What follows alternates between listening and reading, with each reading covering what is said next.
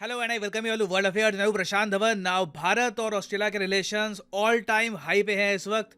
Australia के prime minister Bharat में आए और मेड इन इंडिया जो एयरक्राफ्ट कैरियर है आईएनएस विक्रांत, इस पर खड़ा होकर इन्होंने ये कहा है कि ऑस्ट्रेलिया के लिए इंडिया एक टॉप टियर सिक्योरिटी पार्टनर है।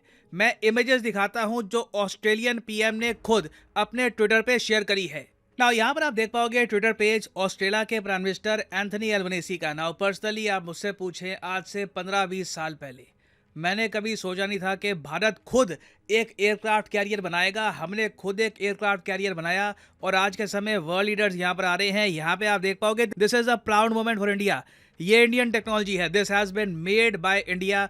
और एक डेवलप्ड वेस्टर्न कंट्री का लीडर यहाँ पे आता है जिसके देश के पास खुद कोई एयरक्राफ्ट कैरियर नहीं है। ऑस्ट्रेलिया के पास कोई एयरक्राफ्ट कैरियर नहीं है। और यहाँ पे आप देख पाओगे इंडियन नेवी के पर्सनल से ये बातचीत कर रहे हैं। इन्होंने यहाँ पर इंडियन नेवी के जो एयरक्राफ्ट्स हैं वो भी देखे। एक मैं कहूँगा बहुत ही ज़्यादा स्ट्रॉन्ग मैसेज यहाँ पर सेंड किया है ऑस्ट्रेलिया के पीएम ने चाइना को। अब यहाँ पे आप कहोगे चाइना को मैसेज यहाँ पर क्यों सेंड किया गया?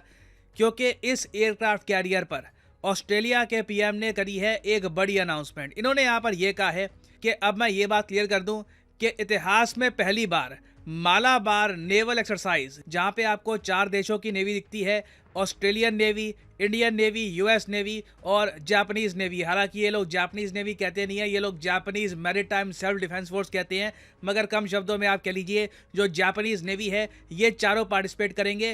पहली बार ऑस्ट्रेलिया ये बड़ा युद्ध अभ्यास खुद होस्ट करने वाला है इसी साल। हालांकि मुझको यहाँ पर एक बात देखकर थोड़ी सी डिसअपॉइंटमेंट हुई। जब ऑस्ट्रेलिया के पीएम ने ये सब पोस्ट करी तब कई ऑस्ट्रेलियंस थे, इन्होंने यहाँ पर यह कमेंट करी कि क्या ये वही इंडिया है जो आज भी रशिया की आलोचना नहीं करता। फॉर एग्जाम्पल यहाँ पे आप देख पाओगे एक ट्वीट है, ये आदमी कह रहा है कि ये न्यूट्रल पार्टनर जो यूक्रेन की सहायता नहीं कर रहा, ये देश क्या ऑस्ट्रेलिया के लिए टॉप टियर सिक्योरिटी पार्टनर हो सकता है?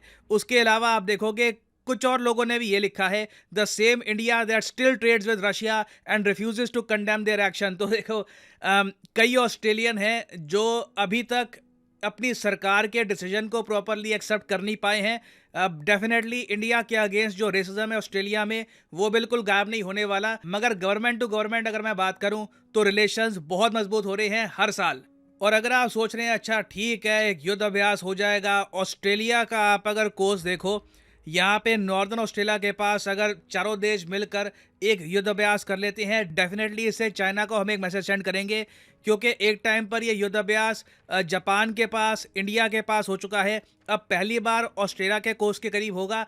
इसके अलावा भी मैं आपको बता दूं 2023 में बहुत सारे प्रोग्राम्स ओपन हो चुके हैं ऑस्ट्रेलिया और इंडिया के बीच में, जहां पे ऑस्ट्रेलिया के जो टॉप रैंक मिलिट्री ऑफिसर्स हैं ये भारत में आते हैं और सिमिलरली इंडियन जो मिलिट्री ऑफिसर्स हैं ये जाते हैं ऑस्ट्रेलिया में ट्रेनिंग के लिए। ये किया जा रहा है under general Bipin Rawat memorial exchange programme.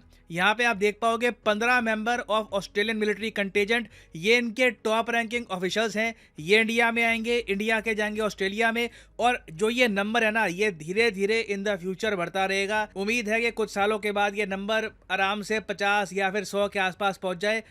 इससे होगा क्या कि दोनों तरफ ना एक अंडरस्टैंडिंग आ जाएगी कि ऑस्ट्रेलियन मिलिट्री कैसे ऑपरेट करती है, इंडियन मिलिट्री कैसे ऑपरेट करती है, ताकि कल को, अब ऑब्वियसली भगवान करे इसकी नीड ना आए, मगर कल को सिचुएशन अगर मान लीजिए खराब होती है, दोनों कंट्रीज को मिलकर काम करना पड़ता है मिलिट्री पॉइंट ऑफ व्यू से, तो उस वक्त एक प्रॉपर अंडरस्टैंडिंग हो। अब यहाँ पे आप एक वैसे बहुत ही बेसिक सवाल पूछ सकते हैं कि ठीक है हम युद्ध अभ्यास कर रहे हैं, मिलिट्री एक्सचेंज प्रोग्राम हो रहा है, अब इन द फ्यूचर और भी डेवलपमेंट्स होंगी, मगर इस सब के बियॉन्ड अगर हम देखें क्या जेन्युइनली इंडिया ऑस्ट्रेलिया की कुछ कॉन्फ्लिक्ट हो सकती है चाइना के अगेंस्ट? क्या ये पॉसिबिलिटी है?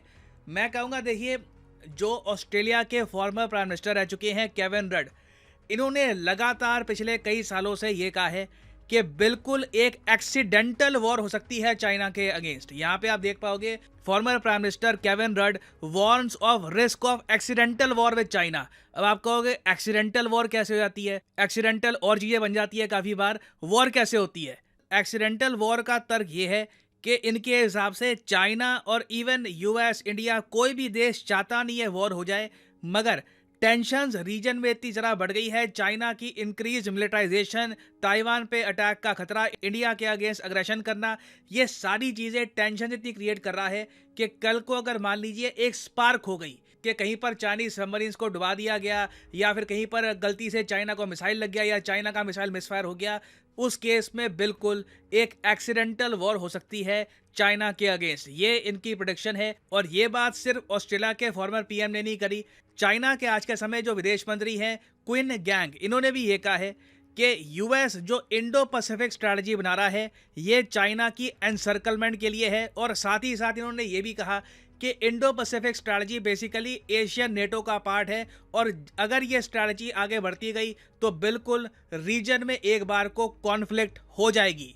और अब क्वेश्चन यहाँ पे आपका यह आएगा कि चलो ठीक है, चाइना के ऐसे अग्रेसिव स्टांस को लेकर जो इंडिया और ऑस्ट्रेलिया इकट्ठे आ रहे हैं, डिफेंस पार्टनरशिप कर रहे हैं, क्या इसकी वजह से चाइना नर्वस फील करेगा?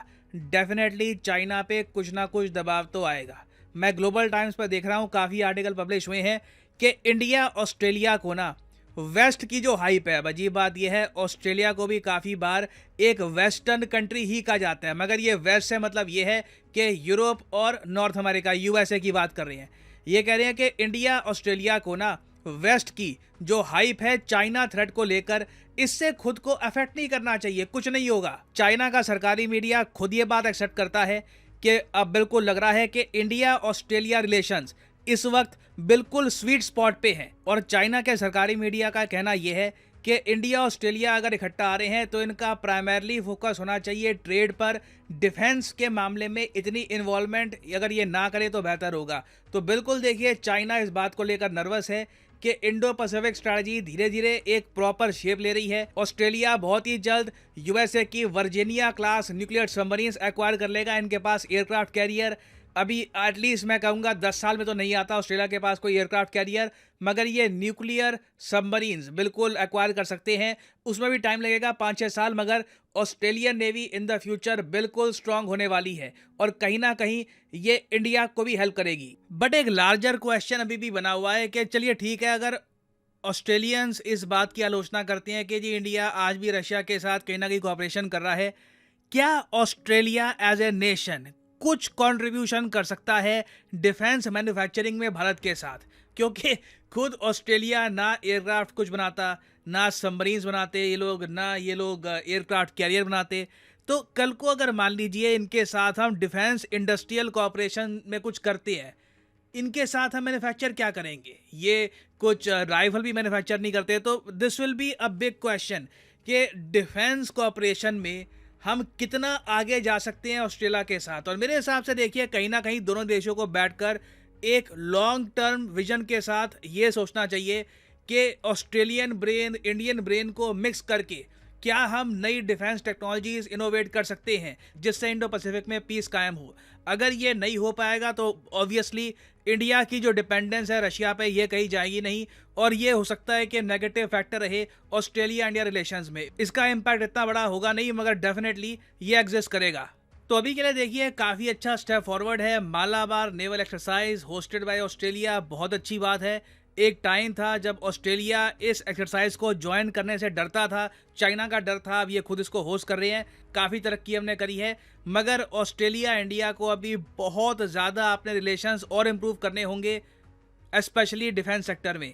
एंड फाइनली यहाँ पर मैं ये भी ऐड कर दूं कि अनअकैडमी की एक मैसिव सेल स्टार्ट हो चुकी है। ऑल कोर्सेज पे 20% यहाँ पे आपको मिल रहा है फ्लैट डिस्काउंट। तो कमेंट सेक्शन में जाइए, यहाँ पे आपको मिलेंगे link. For example let's say आप परचेज करना चाहते हैं बैंक एग्जाम का कोर्स, तो सिंपली यहाँ पे आपको क्लिक करना है बैंक के लिंक पर और यहाँ पे आप परचेज कर पाएंगे ये कोर्स। PD10 कोड ऑलरेडी यहाँ पर अप्लाइड होगा, अगर अप्लाइड नहीं है तो यहाँ पे आप कोड PD10 डालकर डिस्काउंट अवेल कर सकते हैं and the prices will fall a lot. So use the code PD10 and save money. So इसी नोट के साथ ये है वीडियो का अंत। Thank you for listening and as always God bless you all.